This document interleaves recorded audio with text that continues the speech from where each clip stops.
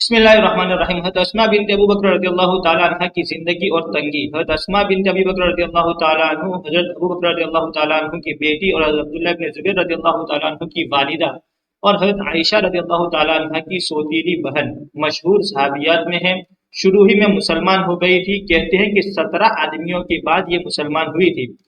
ہجرت سے 27 سال پہلے پیدا ہوئی اور جب حضرت صلی اللہ علیہ وسلم حضرت ابوبکر رضی اللہ تعالیٰ عنہ ہجرت کے بعد مدینہ طیبہ پہنچ گئے تو حضرت زید وغیرہ کو بھیجا کہ ان دونوں حضرات کے اہل و عیال کو لے آئے۔ ان کے ساتھ ہی حضرت اسماء رضی اللہ تعالیٰ عنہ بھی چلی آئی۔ جب قبا میں پہنچی تو حضرت عبداللہ ابن زبیر رضی اللہ تعالیٰ عنہ پیدا ہوئے اور ہجرت کے بعد سب سے پہلی پیدائش ان کی ہوئی، حضرت عبداللہ ابن زبیر کی۔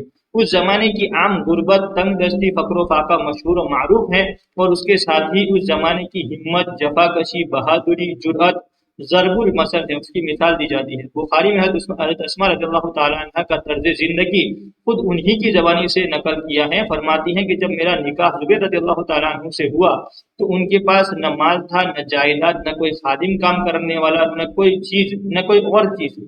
ایک اونٹ پانی لاد کر لانے والا اور ایک گھوڑا۔ میں ہی اونٹ کے لیے گھاس وغیرہ لاتی تھی اور کھجور کی گٹلیاں کوٹ کر دانہ کے طور پر کھلاتی تھی۔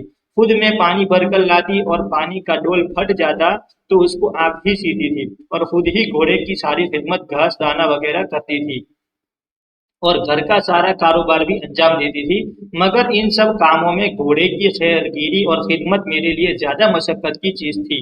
روٹی البتہ مجھے اچھی طرح پکانا نہیں آتی تھی تو میں آٹا گوندھ کر اپنے پڑوس کی انصار عورتوں کے یہاں لے جاتی۔ وہ بڑی سچی مخلص عورتیں تھی، میری روٹی بھی پکا دیتی تھی۔ حضور اکرم صلی اللہ علیہ وسلم نے مدینہ پہنچنے پر زبیر رضی اللہ تعالیٰ عنہ کو ایک زمین جاگیر کے طور پر دے دی جو 2 میل کے قریب تھی۔ میں وہاں سے اپنے سر پر کھجور کی گٹلیاں لاد کر لایا کرتی تھی۔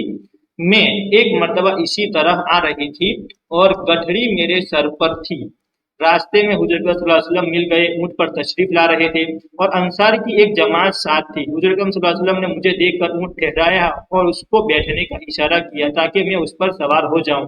مجھے مردوں کے ساتھ جاتے ہوئے شرم آئی اور یہ بھی خیال آیا کہ زبیر رضی اللہ تعالیٰ عنہ کو غیرت بہت ہی زیادہ ہے، ان کو بھی یہ ناگوار ہوگا۔ حضور اکرم صلی اللہ علیہ وسلم میرے اندازے سے سمجھ گئے کہ مجھے اس پر بیٹھتے ہوئے شرم آتی ہے۔ حضور اکرم صلی اللہ علیہ وسلم تشریف لے گئے۔ میں گھر آئی اور زبیر رضی اللہ تعالیٰ عنہ کو قصہ سنایا کہ اس طرح حضور اکرم صلی اللہ علیہ وسلم ملے اور یہ ارشاد فرمایا، مجھے شرم آئی اور تمہاری غیرت کا بھی خیال آیا۔ زبیر رضی اللہ تعالیٰ عنہ نے کہا کہ خدا کی قسم، تمہارا گٹلیا سر پر رکھ کر لانا میرے لیے اس سے بہت زیادہ گراں ہے، مگر مجبوری یہ تھی کہ یہ حضرات خود تو زیادہ تر جہاد میں اور دین کے دوسرے امور میں مشغول رہتے تھے، اس لیے گھر کے کاروبار عام طور پر عورتوں ہی کو کرنا پڑتے تھے۔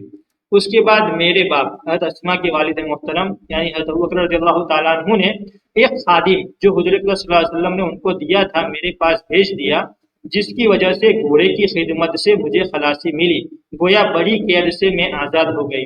فائدہ: عرب کا دستور پہلے بھی تھا اور اب بھی ہے کہ کھجور کی گٹلیاں کوٹ کر یا چکی میں ڈل کر پھر پانی میں بھگو کر جانوروں کو دانہ کے طور پر کھلاتے ہیں۔